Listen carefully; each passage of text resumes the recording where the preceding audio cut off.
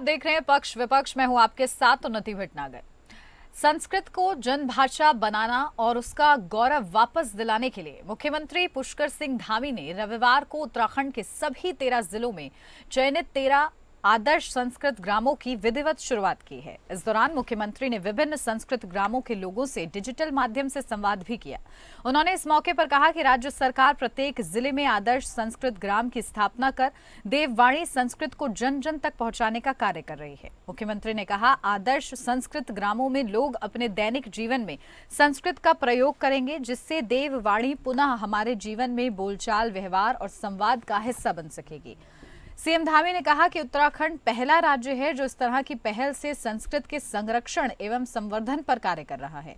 उन्होंने कहा, संस्कृत भाषा हमारी संस्कृति, परंपरा, ज्ञान और विज्ञान का मूल आधार है, जिसके आधार पर ही प्राचीन मानव सभ्यताओं का विकास संभव हो सका है। सीएम धामी ने आगे कहा है कि वैदिक संस्कृति में वेदों, ग्रंथों, पुराणों और उपनिषदों की रचना संस्कृत में ही की गई है। उन्होंने कहा कि प्रधानमंत्री नरेंद्र मोदी के नेतृत्व में भारत की सांस्कृतिक विरासत के संरक्षण और संवर्धन के लिए कार्य किया जा रहा है। मुख्यमंत्री ने कहा कि नई शिक्षा नीति में संस्कृत को आधुनिक और व्यवहारिक भाषा के रूप में स्थापित करने के लिए विशेष प्रयास किए गए हैं। उन्होंने कहा कि राज्य सरकार प्रदेश के विद्यालयों में संस्कृत शिक्षा को बढ़ावा देने के लिए विशेष छात्रवृत्ति प्रदान कर रही है और संस्कृत भाषा में उत्कृष्ट प्रदर्शन करने वाले विद्यार्थियों को संस्कृत छात्र प्रतिभा सम्मान योजना से सम्मानित किया जा रहा है। प्रदेश के शिक्षा मंत्री डॉक्टर धन सिंह रावत ने कहा कि उत्तराखंड देश का पहला राज्य है जिसने संस्कृत को अपनी दूसरी आधिकारिक भाषा घोषित किया है। तो आज इसी पर चर्चा कि किस तरीके से सीएम धामी की ये कोशिश रंग लाती है, देखना होगा, क्योंकि संस्कृत के संरक्षण की एक पहल अब देखने को मिल रही है उत्तराखंड में, और ऐसे में देश का पहला राज्य उत्तराखंड होगा जिसने संस्कृत को अपनी दूसरी आधिकारिक भाषा घोषित किया है। इसका कितना असर इस पहल का देखने को मिलता है, ये दिलचस्प रहेगा जानना। साथ ही साथ सीएम धामी का जो उद्देश्य है वो किस तरीके से पूरा होता है, इसमें सहयोग जनमानस का कैसे मिलता है, ये तमाम बातें महत्वपूर्ण हो जाती हैं।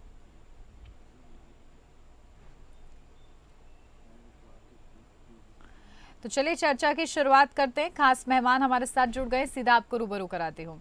हमारे साथ मोहन कुमार, प्रवक्ता कांग्रेस पार्टी से जुड़ गए हैं। मोहन जी, बहुत स्वागत आपका। हमारे साथ प्रभा बंदुनी, प्रवक्ता भाजपा से जुड़ गई हैं। प्रभा जी, आपका भी बहुत स्वागत है। और शुरुआत प्रभा जी आप ही के साथ, क्योंकि आप लोग की तरफ से ये बेहद ही खास पहल की जा रही है। क्या इसके तहत उद्देश्य है और किस तरीके से संरक्षित रखेंगे, क्योंकि अब वो समय चल रहा है जब लोग नई नई लैंग्वेजेस सीखना पसंद कर रहे हैं। ऐसे में जो हमारी धरोहर रही है संस्कृत, उसको किस तरीके से आप लोग संजोने का काम करेंगे? देखिए, मैं सबसे पहले तो ये कहना चाहूंगी कि जो संस्कृत है, जिस प्रकार आज उत्तराखंड में ये पहला राज्य बन रहा है जहां पर कि जो संस्कृत है उसको दूसरी आधिकारिक भाषा भी बनाया गया है, तो ये बहुत ही गौरव का पल हम सबके लिए है। केवल मैं ये कहूंगी उत्तराखंड वासियों के लिए नहीं, बल्कि पूरे देश के लिए गौरव का पल है। तो मैं इसमें देखिए कुछ कहने की आवश्यकता नहीं है, क्योंकि उत्तराखंड में अगर हम ये शुरुआत करेंगे तो मुझे लगता है ये शुरुआत निश्चित तौर पर यहाँ से होनी चाहिए। अगर हम उत्तराखंड को देवभूमि कहते हैं और संस्कृत देवताओं की वाणी है, तो अगर हम इस काम को उत्तराखंड में नहीं करेंगे तो हम सोच सकते हैं फिर किस राज्य कोई भी हो सकता है, पहल कहीं से भी की जा सकती है, लेकिन अगर उत्तराखंड से हो रही है तो ये बहुत ही अच्छी बात है। और देखिए, संस्कृत के बारे में जैसे अभी हमने पढ़ते भी हैं, हम लोगों को पढ़ते हैं, हमने बचपन में यही सीखा है, पढ़ते आए हैं। हमारे समय में तो देखिए संस्कृत भाषा जो थी वो संस्कृत का जो एक प्रॉपर पेपर हुआ करता था, स्कूल में कंपलसरी संस्कृत पढ़ना होता था, कम से कम 10th क्लास तक तो सभी को पढ़ाया जाता था। तो देखिए संस्कृत अपने में एक बहुत ही विशाल मैं कहूंगी इसका स्वरूप है। और देखिए संस्कृत केवल एक भाषा के रूप में नहीं है। देखिए, अगर हम भारतवर्ष में और हम भारतवासी हैं तो हम ये कहेंगे कि जितने भी जो हमारे पुराने उपनिषद हैं, पुराण हैं, अगर हम इनकी डिटेल में जाएं तो हमें ये पता चलेगा ये सब तो संस्कृत भाषा में लिखे गए हैं। और जो उपनिषद पुराण हमारे हैं वो केवल ज्ञान का स्रोत व्यावहारिक नहीं है, वो वैज्ञानिक तौर पर भी हैं। तो देखिए जैसे जैसे समय बदलता गया, जो हम सबने देखा, जो संस्कृत का स्वरूप है उसको धीरे धीरे सिलेबस से भी हटा दिया गया, उसके बाद इसको ऑप्शनल कर दिया गया। तो देखिए कहीं ना कहीं बच्चों को भी ये लगने लगा, आने वाली जो हमारी पीढ़ी है, कि संस्कृत की जगह निश्चित तौर पर, अभी आप कह रहे थे कि वो दूसरी लैंग्वेज की तरफ चले गए, जबकि जो दूसरी भाषा, ये ठीक है, भाषा सीखने में मैं ये नहीं कहूंगी कोई बुराई है, आप सीखिए, लेकिन जो भारत, ये जो हमारी संस्कृत भाषा है, अगर आप इसको पुराने उपनिषद की तरफ, पुराने उसमें जाओगे तो कैसे आप ज्ञान अर्जित करोगे? और वो अगर आपको वैज्ञानिक ज्ञान लेना है, विज्ञान लेना है, अगर हम पहले भी देखते हैं तो भारतवर्ष में तो हमेशा से जो चीजें विदेशों में अब आ रही हैं, हमें तो ये लगता है कि भारतवर्ष में तो अगर हमारे कई सौ साल पुराने का इतिहास भी हम देखें, तो यहाँ तो हमारे नक्षत्रों की गणना की जाए, या विभिन्न प्रकार का, भगवान श्री राम का ही जन्म पत्री देख ली जाए तो उसमें भी ये कहा जाता है कि वो नक्षत्रों से बनी हुई है। तो उस समय तो ऐसा कोई समय नहीं होता था। तो देखिए उस समय के अगर हम ग्रंथ देखें, तो अगर हम संस्कृत के, मुझे लगता है हम शोध की तरफ जाएंगे तो तभी उसको हम पढ़ पाएंगे, उसको व्यावहारिक बना पाएंगे। और अगर एक आदर्श ग्राम की स्थापना की जा रही है तो एक बहुत ही अच्छी बात है। और देखिए इससे क्या होता है कि हमें ज्ञान मिलेगा, विज्ञान की तरफ हम ज्यादा जाएंगे, और आने वाली पीढ़ी तो देखिए बहुत ज्यादा वैज्ञानिक है, उनको हर चीज एक प्रामाणिकता के तौर पर चाहिए। तो मैं सोचती हूँ कि माननीय मुख्यमंत्री जी की बहुत अच्छी पहल है, और इससे हमें कुछ सीखने को ज्यादा अच्छा मिलेगा। क्योंकि जो दूसरी भाषाएं हैं वो ठीक है, बोलचाल की भाषा में वो ठीक है, लेकिन अगर आप अपने जीवन में कुछ नया सीखना चाहते हैं, आप ये जानना चाहते हैं कि आगे भी हम कैसे अपनी सभ्यता, संस्कृति को भी संजोए रखें और अपने विज्ञान और ज्ञान को बढ़ावा दे सकते, तो संस्कृत के अलावा कोई विकल्प नहीं हो सकता है।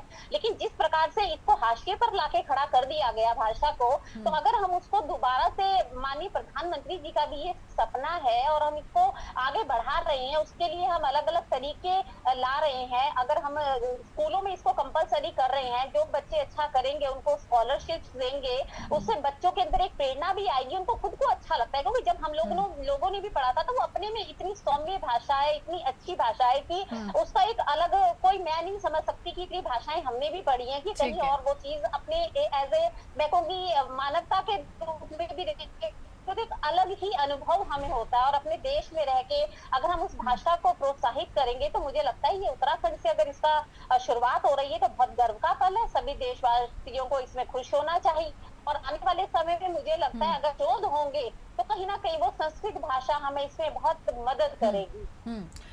ठीक है, हमारे साथ मोहन कुमार जी भी जुड़े हुए हैं। मोहन जी, आपके पास आ रही हूँ क्योंकि धामी सरकार एक पहल कर रही है और देश में ऐसा पहला राज्य उत्तराखंड बन जाएगा। संस्कृत को संरक्षित करने की जो ये पहल है, कितनी कामयाब आप लोग को नजर आ रही है? आप लोग इसका स्वागत करेंगे, किस तरीके से समर्थन करेंगे, साथ देंगे, नहीं देंगे, क्या स्टैंड? देखिए, संस्कृत भाषा को बढ़ावा देंगे, ये तो क्योंकि वर्षों से हमारे देश में संस्कृत भाषा को चला आ रही है और इसको बढ़ाने के लिए समय समय पर काम होते रहे हैं। अच्छी बात है कि धामी जी जो है उस पर जो है 13 आदर्श गाँव की बात कर रहे हैं और संस्कृत के बढ़ावे की बात कर रहे हैं, पर बेहतर तब होगा जब घोषणा न कर इसको धरातल पर उतारा जाएगा। अच्छी पहल तब मानी जाएगी, क्योंकि इससे पहले भी अगर मैं आपके चैनल के माध्यम से बात करूं तो अनेकों घोषणाएं ऐसी हुई जिसके ऐलान हुए, घोषणाएं हुई और घोषणाओं के बाद वो धरातल पर नहीं आती, उस पर अमल नहीं किया जाता है। ऐसी ही तमाम योजनाएं थी जिनको जो है, जिनकी घोषणा हुई पर वो घोषणाएं अभी तक जो है कहाँ है पता नहीं।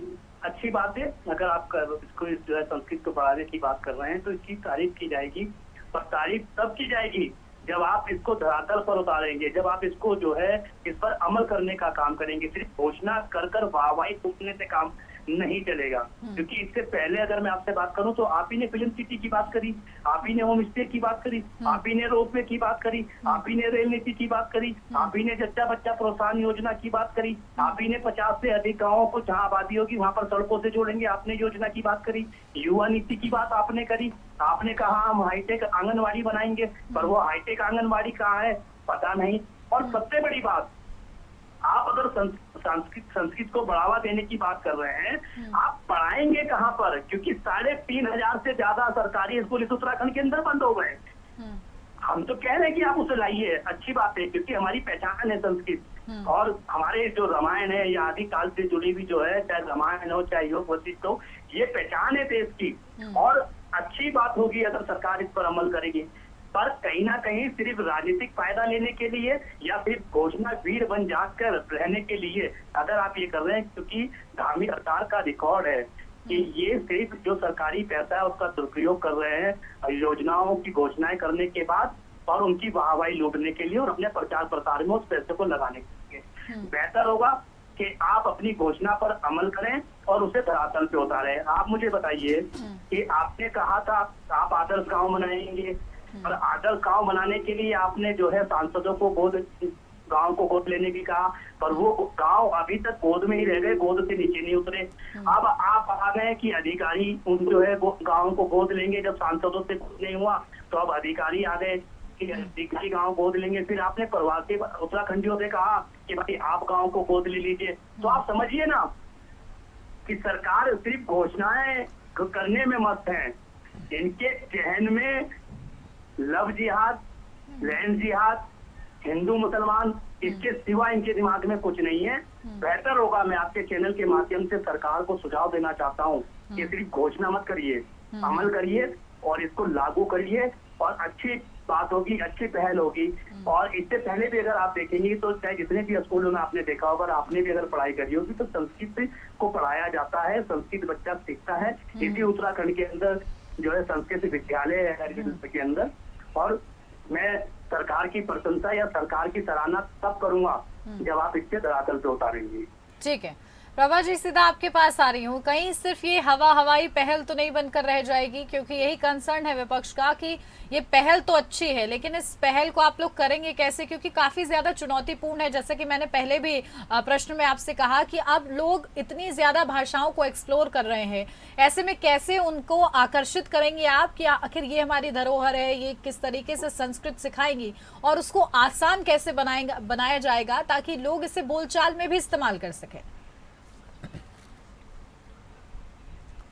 देखिए, सबसे पहले तो मैं आपको इस बात का जवाब देना चाहूँ कि विपक्ष से मेरे भाई इतना आरोप लगा रहे थे कि ये धरातल पर योजनाएं इनकी बहुत बनती हैं, धरातल पर ये नहीं लाते हैं। तो देखिए, मैं इनसे ये कहना चाहूंगी कि अभी तो देखिए कि हमारे पंचायत चुनाव हुए एक हफ्ता ही हुआ है, तो इनको जनता ने इनको मुंह की खानी पड़ी है उन चुनाव में। तो उनसे इनको पता चल जाना चाहिए कि हम जो योजनाएं बनाते हैं वो धरातल पर लेकर आते हैं।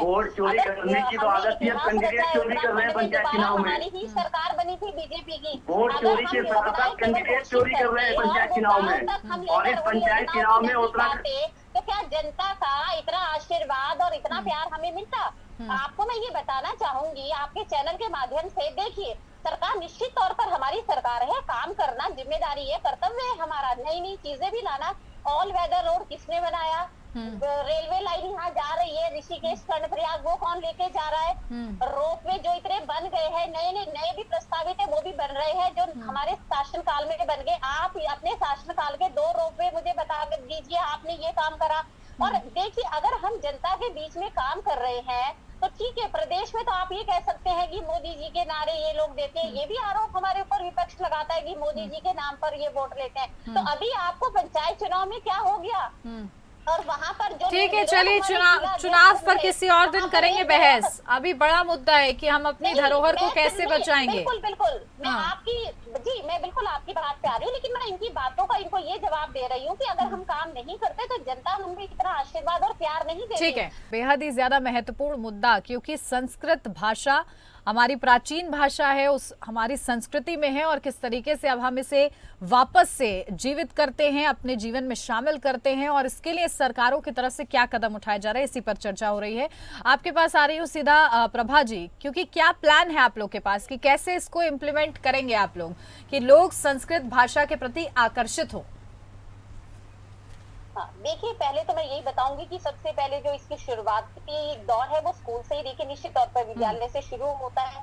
तो वहां पर उन्होंने माननीय मुख्यमंत्री जी ने ये कहा है कि हम इसको कंपलसरी करेंगे, बच्चे इसको सीखेंगे और 10th क्लास तक भी अगर हमारा बच्चा उसको सीख जाता है तो उसकी बोलचाल की भाषा भी बन जाती है।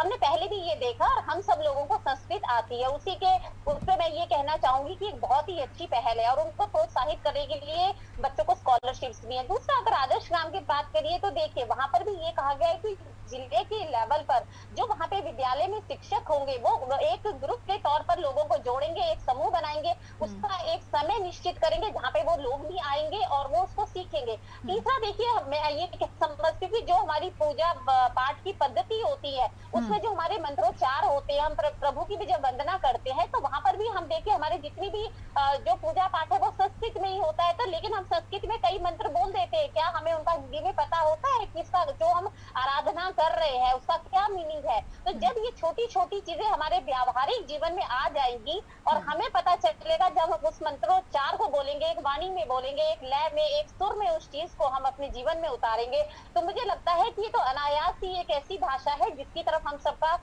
आकर्षित होना स्वाभाविक है। और जैसे ही ये भाषा देखिए पहाड़ों में जो जो उन्होंने आदर्श ग्राम चुने, हमने उनका नाम भी देखा है, वो पूरी देवभूमि और वहाँ के लोग तो वैसे ही मैं ये कहूंगी कि बहुत पूजा पाठी होते हैं। जब ये छोटी छोटी पहल है, जब उनका व्यावहारिक जीवन में भी वो चीज आ जाएगी तो वो तो मुझे लगता है कि एक समय में उसमें ज्यादा देर नहीं लगेगी, बल्कि बहुत जल्दी हमारे आदर्श संस्कृत ग्राम बनके तैयार होंगे और ये हम सबके लिए एक सुखद अनुभव होगा।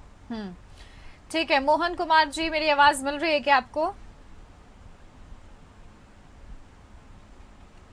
चलिए, शायद मोहन जी तक आवाज नहीं पहुंच रही है, दुरुस्त कराती हूँ, इसके बाद उनके पास जाऊंगी। प्रभा जी, क्योंकि आप लोग पहल तो कर रहे हैं लेकिन विपक्ष का ये कहना है कि इससे पहले भी ऐसी तमाम योजनाएं हैं, आप लोग पहल कर कर और सिर्फ ये एक टैगलाइन ले लेते हैं कि हाँ धामी सरकार ने ये काम किया है, ये पहल की है, लेकिन उसका उतना असर जितना आप लोग सोचते हैं, जिस उद्देश्य के साथ लाते हैं, वो नजर नहीं आता है विपक्ष को। देखिए, मैं तो कहूंगी उत्तराखंड में तो आज जो विपक्ष की स्थिति है वो बिल्कुल हाशिए पर है। विपक्ष जैसे नाम है उसी से मैं ये कहूंगी, विपक्ष मतलब विरोध करना, इनका एक राजनीतिक एजेंडा ही इनका है। अगर हम अच्छा काम करेंगे तो भी ये विरोध करेंगे और अगर इनको कहीं लगेगा ये काम सही नहीं है उसमें तो खैर इनसे अपेक्षाएं रखना ही मैं कहूंगी बहुत गलत है।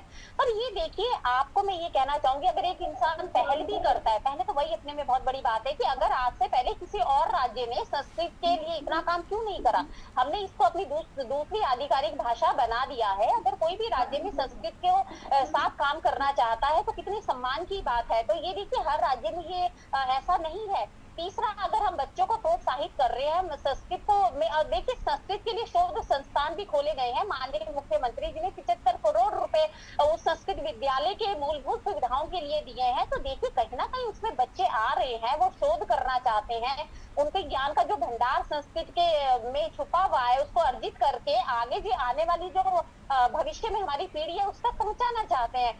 तो देखिए जब हम लोग इसमें निरंतर इतना काम कर रहे हैं तो ये टैगलाइन कैसे हो सकती है? और भारतीय जनता पार्टी को किसी टैगलाइन की जरूरत नहीं है। हम तो ये कहिए कि अगर हमारी सरकार, मैं इसीलिए पहले आपको कह रही थी, अगर राज्य में काम कर रही है तो हम किसी टैगलाइन को नहीं कहते, हम अपने काम बताते हैं, अपने विकास बताते हैं, हमने ये राज्य के लिए किया है।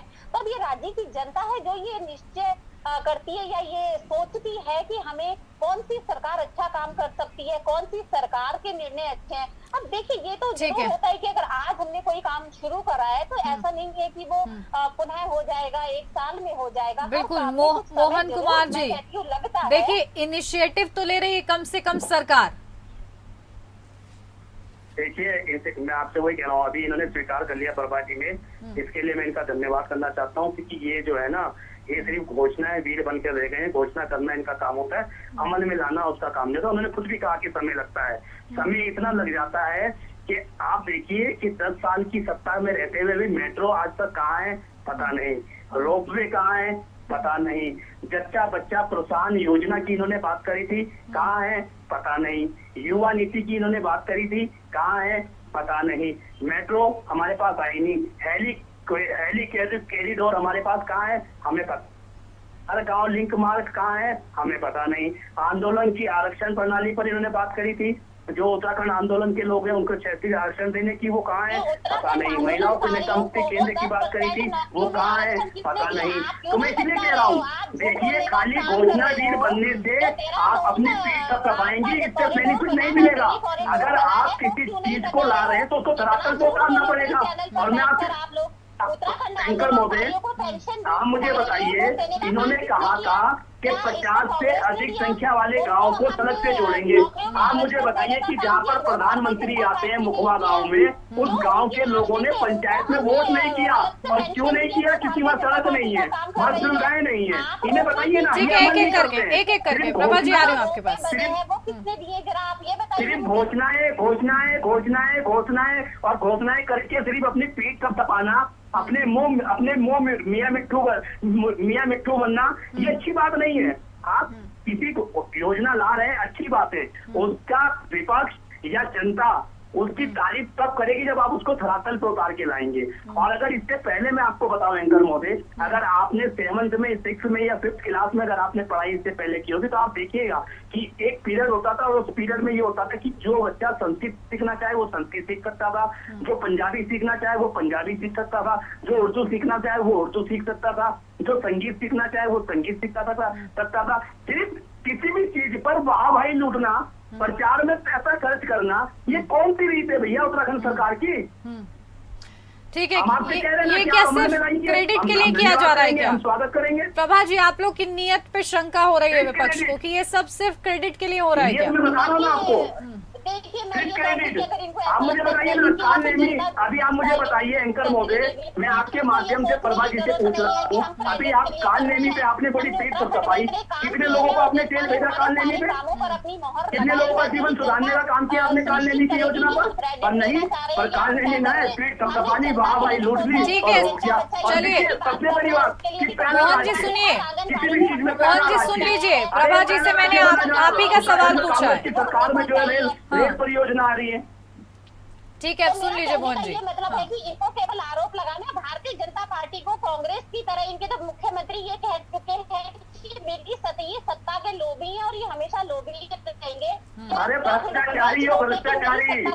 उत्तरकाशी के अंदर दीपक बिजवान, तिब्बत महेंद्र भट्ट, आपके प्रदेश अध्यक्ष और मनवीर चौहान मीडिया प्रभारी ये कह रहे थे कि सबसे बड़ा भ्रष्टाचारी 150 करोड़ के भ्रष्टाचार में जिस पर आपने जांच बैठाई, आज उसी भ्रष्टाचारी को आपने और आपके महेंद्र भट्ट ने मारा पहना दिया मुख्यमंत्री ने। अब आप सोचिए ना, इनका मुख्यमंत्री दीपक बिजवान को सबसे बड़ा भ्रष्टाचारी और उसका स्वागत करके उसे अपने पार्टी में शामिल कर रहे हो, तो समझ सकते हैं। ठीक है, संपत्ति के मामले में गणेश जोशी का आरोप लगता है कि लेकिन मोहन जी अभी तो पहल आई है, अभी तो पहल शुरू की गई है, तो अभी ये पहल फेल होगी पास होगी ये तो बात की बात है, ये वक्त बताएगा, लेकिन उससे पहले ही उसको फेल कह देना ये भी तो ठीक नहीं है। मैं तो आपके देखिए, मैं आपके चैनल के माध्यम से बार बार कह रहा हूँ, हम इसका धन्यवाद भी करेंगे और स्वागत भी करेंगे, पर तब करेंगे जब मुख्यमंत्री इसको घोषणा में ना लेकर इसे अमल में लाएंगे।